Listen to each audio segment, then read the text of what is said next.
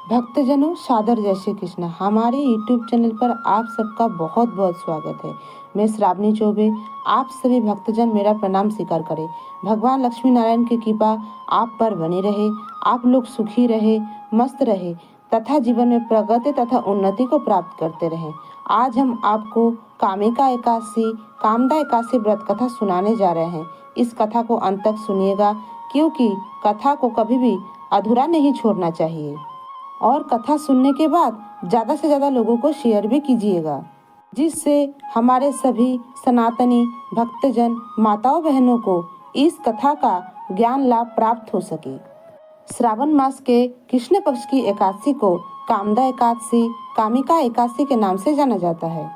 इस बार एकादशी तिथि का आरंभ 30 जुलाई 2024 मंगलवार के दिन में 4:45 से हो जाएगा, जो कि 31 जुलाई 2024 बुधवार के दिन में 3:56 पर एकादशी तिथि समाप्त हो जाएगी। अतः सूर्य उदय व्यापिनी शुद्ध हरिवासर द्वादशी एकादशी 31 जुलाई 2024 बुधवार के दिन ही रहेगी। इसी दिन सभी भक्तजन माताएं बहनें एकादशी व्रत का पालन करें। व्रत खोलने का दिन जो है 1 अगस्त 2024 गुरुवार के सुबह 6:07 से लेकर के 8:07 के अंदर सभी भक्तजन माताएं बहनें इस व्रत का पारना अवश्य कर लें।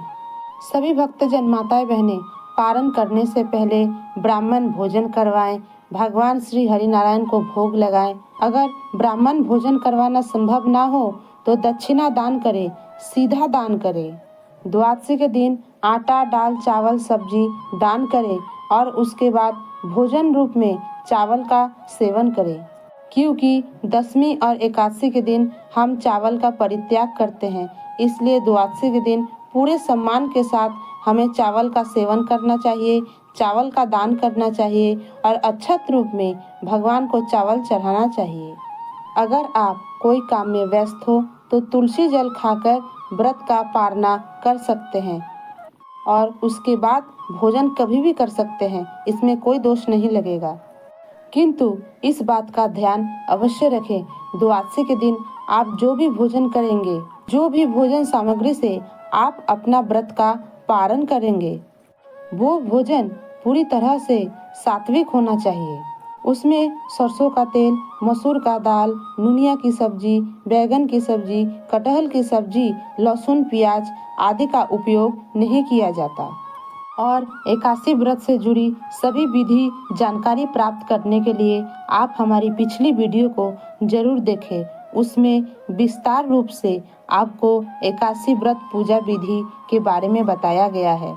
भक्तजनों, माता बहनों, एकादशी का व्रत भगवान लक्ष्मी नारायण का परम प्रिय व्रत है। हमारे धर्म शास्त्रों में लिखा हुआ है कि इस कलयुग में जो भी व्यक्ति एकादशी का व्रत करता है, ब्राह्मणों को भोजन करवाता है, ब्राह्मण को दान दक्षिणा प्रदान करता है, गौ माता का सेवा करता है, गौ माता को भोजन करवाता है, श्रीमद् भागवत कथा का श्रवण करता है या सुनाता है, तुलसी माता का पूजन करता है, तुलसी माता को दिया दिखाता है, वो व्यक्ति या मायाजाल रूपी भवसागर को पार करके परम पद मोक्ष को प्राप्त करता है। इसमें कोई संशय नहीं है। एकादशी के दिन सुबह जल्दी उठे, स्नान करे, सूर्य देवता को अर्घ अर्पित करे, अपने माता पिता को प्रणाम करे, गुरुजनों को प्रणाम करे, पेड़ पौधे ना काटे, अपने पति को प्रणाम करे। सुहागिन महिलाएं पूरी तरह से श्रृंगार करके व्रत धारण करें। भगवान बाल गोपाल, लड्डू गोपाल, शालिग्राम रूपी भगवान जी, भगवान लक्ष्मी नारायण का विशेष पूजन करें। इस दिन चौकी पर लाल या पीले कपड़े बिछाकर उस पर भगवान जी की फोटो या मूर्ति को स्थापित करें। उनको शुद्ध जल से स्नान कराएं, पंचामृत से स्नान कराएं, चंदन लगाएं, तिलक लगाएं, जनेऊ अर्पण करें। भगवान लक्ष्मी नारायण शालिग्राम लड्डू गोपाल जी को भोग लगाएं, धूप दीप दिखाएं और व्रत का संकल्प धारण करें। एकादशी के दिन तुलसी पत्र तोड़ना वर्जित माना जाता है। इस दिन पंचामृत में, संकल्प में और भगवान जी के भोग में तुलसी जी का पत्ता अवश्य डालें। भगवान विष्णु जी नारायण की पूजा में तुलसी पत्ता का बहुत ही महत्व होता है। बिना तुलसी के भगवान जी की पूजा असंपूर्ण मानी जाती है। और भगवान जी की मूर्ति आप फोटो पर भी तुलसी जी का पत्ता अवश्य अर्पण करें। और संकल्प धारण करने के लिए उत्तर पूर्व दिशा की ओर मुंह करके बैठिएगा। आपको आसन पर बैठकर संकल्प धारण करना चाहिए। आसन लकड़ी का पट्टे का हो या कंबल का हो। अपने सामने गाय के घी का दीपक प्रज्वलित करें, धूप जलाएं और 1 लोटा जल रख लें। हाथ में पान, सुपारी, पीले फूल, दक्षिणा, दूर्वा, तुलसी पत्र, अक्षत के जगह पर तिल या जौ रख लें और मन को एकाग्र करके कहे 3 बार विष्णु विष्णु विष्णु नाम का जाप करें और कहे मेरा नाम यह है, मेरा गोत्र यह है। अगर आपको अपना गोत्र याद नहीं है तो अपना सरनेम या ब्रह्म गोत्र भी आप कह सकते हैं।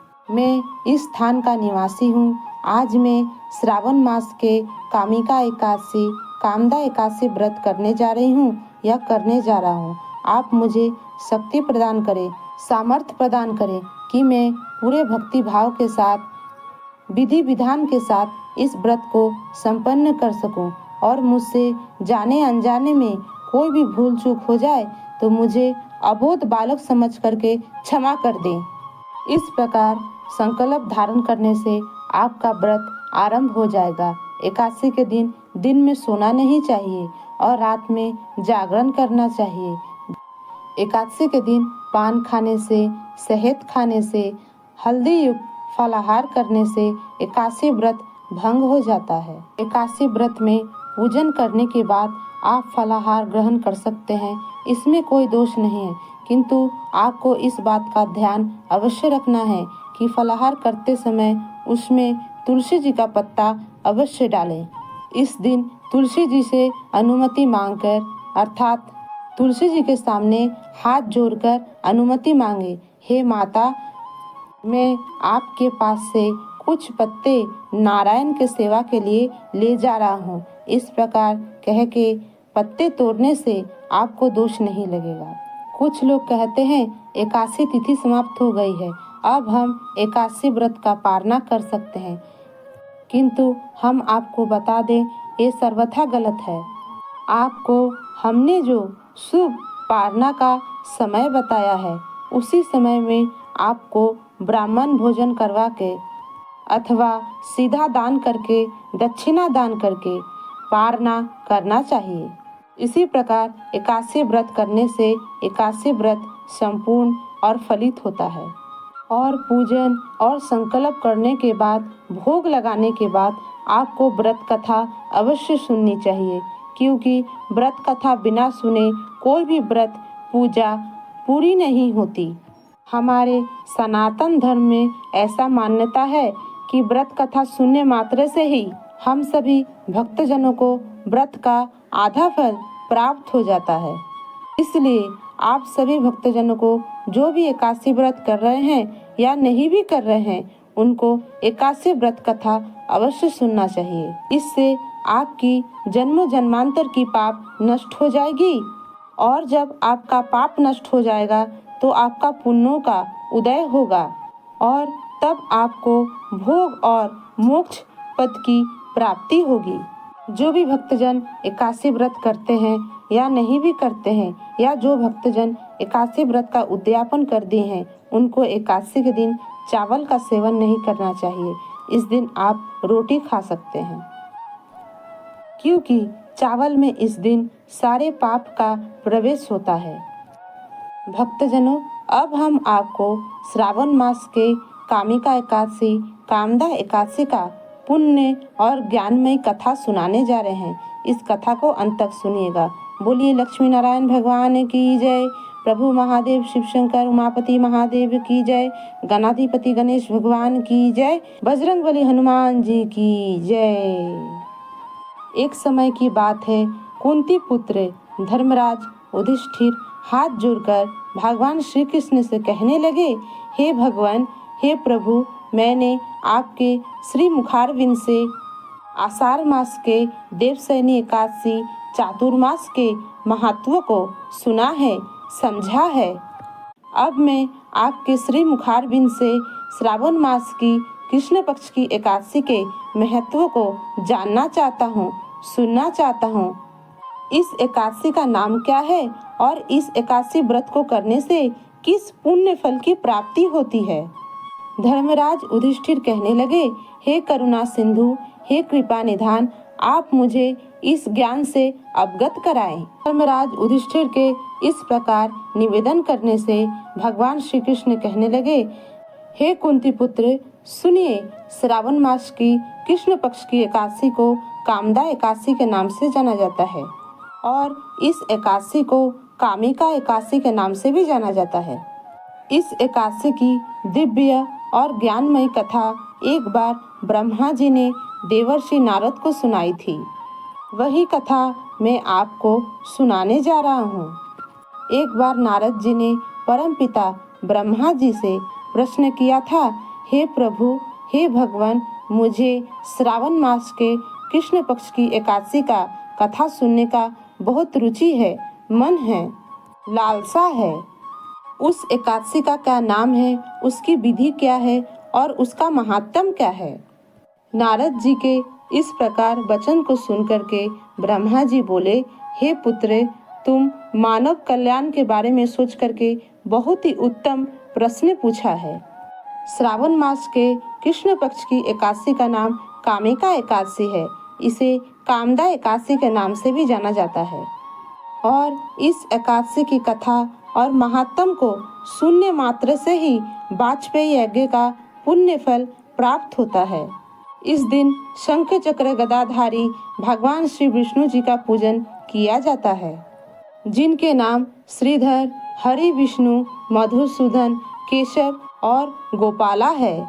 उनकी पूजा करने से जो फल मिलता है उसे ध्यान पूर्वक सुनो। जो फल गंगा, काशी, नैमिषारण्य और पुष्कर में स्नान करने से मिलता है, वही फल भगवान श्री विष्णु जी के पूजन मात्र से मिल जाता है। जो फल सूर्य ग्रहण, चंद्र ग्रहण, कुरुक्षेत्र और काशी में स्नान करने से, समुद्र वन सहित पृथ्वी दान करने से, सिंह राशि के बृहस्पति में गोदावरी और गंडकी नदी में स्नान करने से भी प्राप्त नहीं हो पाता, वो सब फल इस दिन भगवान विष्णु के पूजन करने से मिल जाता है। जो व्यक्ति, माताएं, बहनें, भक्तजन श्रावण मास के कृष्ण पक्ष की एकादशी के दिन भगवान विष्णु जी का पूजन करता है, उससे देवता, गंधर्व और सूर्य आदि पूजित हो जाते हैं। अर्थात पापों से डरने वाले मनुष्यों को इस दिन भगवान विष्णु जी का पूजन और एकादशी का व्रत अवश्य करना चाहिए। पाप रूपी कीचड़ में फंसे हुए और संसार रूपी समुद्र में डूबे हुए मनुष्यों को चाहिए कि इस एकादशी का व्रत अवश्य करें और इस दिन भगवान विष्णु का पूजन अनिवार्य रूप से करें, क्योंकि इससे बढ़कर के पापों का नाश किसी भी उपाय से नहीं हो सकता है। ब्रह्मा जी कहते हैं, हे नारद, भगवान विष्णु ने स्वयं कहा है कि कामिका एकादशी व्रत करने वाले भक्तजन कभी नीच ओनी को प्राप्त नहीं होते हैं। जो भी भक्तजन इस दिन भक्ति भाव से तुलसी दल से, तुलसी जी के पत्ते से भगवान विष्णु की पूजन करता है, अर्चन करता है, वो व्यक्ति, भक्तजन, माताएं, बहनें संसार के सारे पापों से दूर रहते हैं।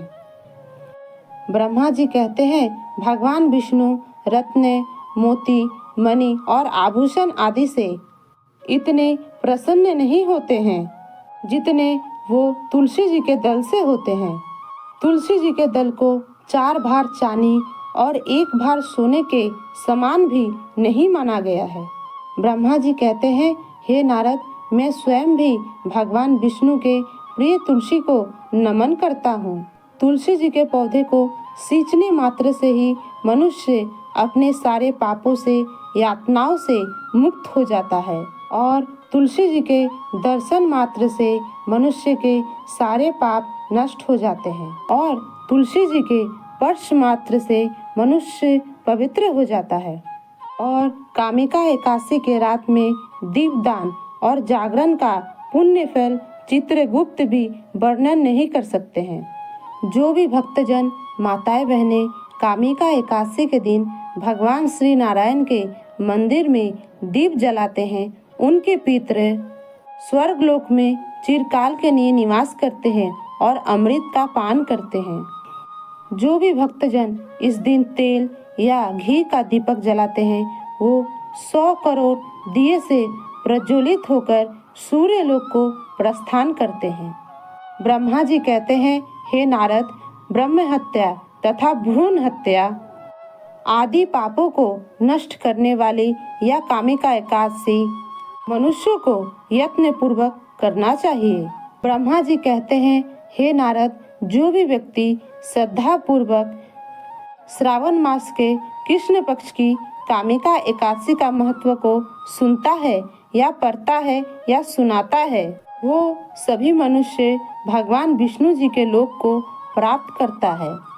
और एक लौकिक कथा आती है जिसमें कहा गया है, किसी गांव में एक क्षत्रिय निवास करता था। वो क्षत्रिय बहुत ही क्रोधित स्वभाव का था। एक बार उस क्षत्रिय का झगड़ा गांव के एक ब्राह्मण देवता से हो गया और गुस्से में आकर के उस क्षत्रिय ने ब्राह्मण देवता का वध कर दिया। इससे उस क्षत्रिय को ब्रह्म हत्या का पाप लग गया, अर्थात अपने पाप का प्रायश्चित करने के लिए गांव के सारे ब्राह्मणों को उसने भोजन के लिए आमंत्रित किया और प्रायश्चित करने का उसने निश्चय किया। किंतु उस गांव के पंडितों ने उस क्रिया में सम्मिलित होने से मना कर दिया और वो ब्रह्म हत्या का दोषी बन गया। परिणाम स्वरूप ब्राह्मणों ने भी भोजन करने से इनकार कर दिया। इस घटना के कुछ समय बाद उस क्षत्रिय को एक ऋषि के दर्शन हुए। उस क्षत्रिय ने हाथ जोड़ के ऋषि से पूछा, हे भगवान, हे प्रभु, मेरा यह ब्रह्म हत्या का पाप कैसे दूर होगा, कैसे नष्ट होगा? क्योंकि मैंने गलती से क्रोध में आकर एक ब्राह्मण का हत्या कर दिया है। तब ऋषिवर कहने लगे कि आप इस ब्रह्म हत्या के पाप से मुक्त होना चाहते हैं तो श्रावण मास के कृष्ण पक्ष की एकादशी का व्रत करो। उस एकादशी का नाम कामिका एकादशी है और पूरे विधि विधान और भक्ति भाव से इस व्रत को करोगे तो तुम्हें निश्चय ही ब्रह्म हत्या के पाप से मुक्ति मिल जाएगी। और व्रत करके रात में अपने घर में भगवान श्री विष्णु जी के मूर्ति के समीप शयन कर रहा था, सो रहा था, तो भगवान विष्णु जी ने उसको सपने में दर्शन दिए और भगवान विष्णु ने कहा, कामिका एकादशी व्रत के फल स्वरूप तुम्हारे सारे पाप नष्ट हो गए हैं। अब मैं तुम्हें क्षमा याचना प्रदान करता हूँ। इस प्रकार कामिका एकादशी के व्रत के फल स्वरूप उस क्षत्रिय के सारे पाप नष्ट हो गए और इस लोक में बहुत सारा सुख भोग कर अंत में वो वैकुंठ लोक को चला गया। कामिका एकादशी का यह दिव्य महात्म्य है। इस कथा को जो भी मनुष्य सुन लेता है या पढ़ लेता है कि मुक्ति हो जाती है और इस धरती पर धर्म, अर्थ, काम और अंत में मोक्ष पद की प्राप्ति होती है और शुद्ध विचारों और भावनाओं के साथ भगवान विष्णु से याचना करते हैं, वो सभी समस्याओं और स्वास्थ्य संबंधित सभी समस्याओं से मुक्ति पा लेता है। बोलिए श्री लक्ष्मी नारायण भगवान की जय। भक्तजनों, माताओं, बहनों, यहीं पर कामिका एकादशी, कामदा एकादशी व्रत कथा समाप्त होती है। इस वीडियो को अंत तक देखने के लिए आप सभी भक्तजनों को बहुत बहुत धन्यवाद। इसी तरह इस बहन बेटी भाभी का साथ दीजिए। भगवान श्री विष्णु जी की आरती कीजिए, उनका प्रसाद सब में वितरण कीजिए। तब तक के लिए सादर धन्यवाद। सादर जय श्री कृष्ण, जय राम जी की। हर हर महादेव।